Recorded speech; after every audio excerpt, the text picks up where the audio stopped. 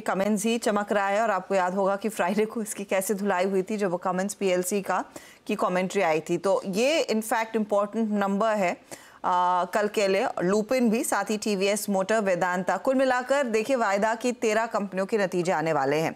Commence क्योंकि इस समय डिस्कस हो रहा था और कमेंस के साथ हमने वो फ्राइडे को एक्सीडेंट देख भी लिया है। आशीष हमारे साथ हैं। आशीष, वो ग्लोबल कमेंट्री बिगड़ी हुई, क्या Q1 से एक्सपेक्ट किया जा सकता है? I'm sure उस पर और कुछ खुलासा करेंगे वो।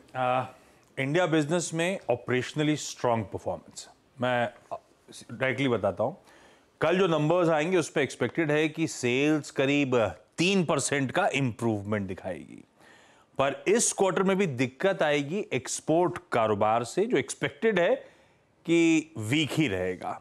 इबीटा लेकिन उसके सामने 27.5% का जंप। मैं मार्जिन की प्रोफाइल आपकी स्क्रीन पर रख देता हूं। मार्जिन में एक्सपेक्टेड है करीब 3.25% के आसपास, 380 बेसिस पॉइंट्स का इंप्रूवमेंट। हाँ, सीक्वेंशियली कॉन्ट्रैक्शन होने जा रहा है मार्जिन में, क्योंकि पिछले क्वार्टर में हायर वॉल्यूम्स थे और हाई हॉर्स पावर इंजन्स का कंट्रीब्यूशन बढ़ा हुआ था, वो शायद इस बार नदारत रहे।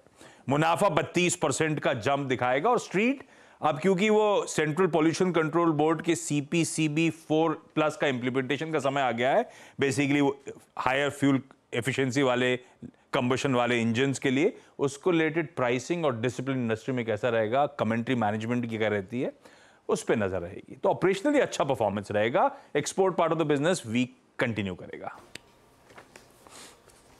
और साथ ही लुपिन, ओके, लुपिन एक्सपेक्टेड है बिक्री करीब 7.5-7.5% बढ़ेगी, क्योंकि कुछ नीश लॉन्चेस थे, नए अप्रूवल्स थे, उससे खासतौर पे मदद मिलेगी। लेकिन वो गेन्स रिस्ट्रिक्ट करेगा, क्योंकि जेनरिक सुप्रेप वो है जो इसका बाउल प्रेप किट था, उसमें कंपटीशन बढ़ा है, क्योंकि इंक्रीमेंटल कंपटीशन आया था स्ट्राइड्स के लॉन्च के थ्रू, तो उसके चलते थोड़ा सा गेन्स सबड्यूड रहेंगे। पर क्योंकि सब यूएस के बिजनेस पे क्लोजली नजर रखते हैं, एक्सपेक्टेड है कि 220 से 235 मिलियन डॉलर्स के आसपास इस बार यूएस के रेवेन्यूज रहेंगे। पिछले साल थे 181 मिलियन डॉलर्स के, तो साल दर साल 20% प्लस की बढ़िया ग्रोथ आप एक्सपेक्ट करिए। जहां तक डोमेस्टिक फॉर्मुलेशंस की बात है, ज्यादातर ब्रोकरेजेस कह रही हैं हायर सिंगल डिजिट ग्रोथ इस बार आएगी और EU सेल्स रोबस्ट रहेगी। नए लॉन्चेस के चलते वो भी 20-25% का जंप रहेगा। इबीटा में 24.5% का उछाल, मार्जिन करीब 250 बेसिस पॉइंट्स का इंप्रूवमेंट। वो मार्जिन की पिक्चर स्क्रीन पे आ जाएगी।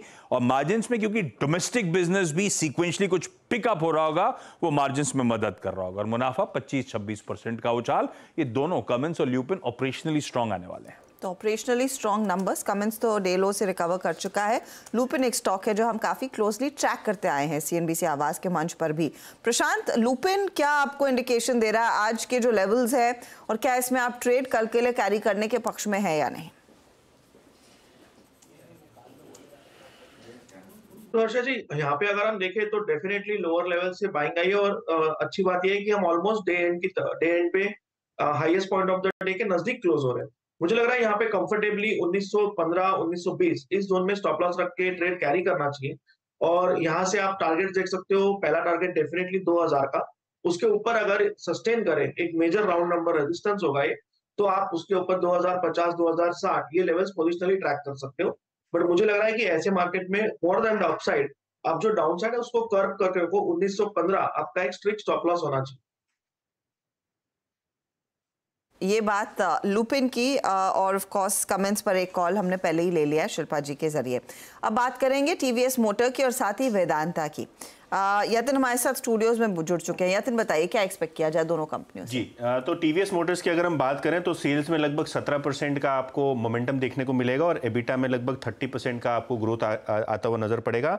इसका मेन रीजन ये है कि जो मार्जिन हैं वो लगभग आपको 100 से 125 बेसिस पॉइंट्स बढ़ते हुए नजर पड़ेंगे। और आपकी स्क्रीन पे आप देख सकते हैं किस तरीके से ऑपरेटिंग लेवरेज और जो नई इलेक्ट्रिक व्हीकल स्कूटर्स जो बेच रही है कंपनी, उसका फायदा होता हुआ नजर पड़ रहा है। और प्रॉफिट में लगभग 25% का आप ग्रोथ एक्सपेक्ट कीजिए। 585 करोड़ के आसपास मोतीलाल ओसवाल का पोल बताता है कि शायद यहां आपको प्रॉफिट का नंबर आता हुआ नजर पड़े।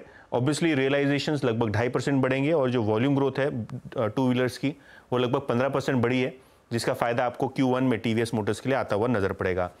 इसके अलावा नजर रहेगी वेदांता के Q1 नंबर्स पे।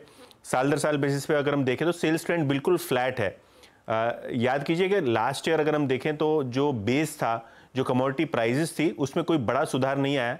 ऑब्वियसली वॉल्यूम पिकअप हुए हैं, लेकिन कहीं ना कहीं जो रियलाइजेशन हैं वो थोड़े बहुत प्रेशर में रह सकते हैं और शायद आपको पिछले क्वार्टर के मुकाबले मार्जिन्स पे भी थोड़ा बहुत प्रेशर दिखे। लास्ट ईयर का बेस छोटा था और मार्जिन्स पे थोड़ा एक वन टाइम इम्पैक्ट था, उसके कारण एक ईयर ऑन ईयर सुधार आप देखेंगे ज़रूर।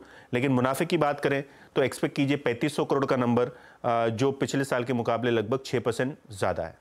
ओके, तो टीवीएस मोटर और वेदांता। अच्छा शिल्पा जी, टीवीएस मोटर चार्ट कैसा लग रहा है? जी बिल्कुल, यहाँ पे अगर आप टीवीएस मोटर की बात करेंगे अनुज जी, तो इसका ये जो जोन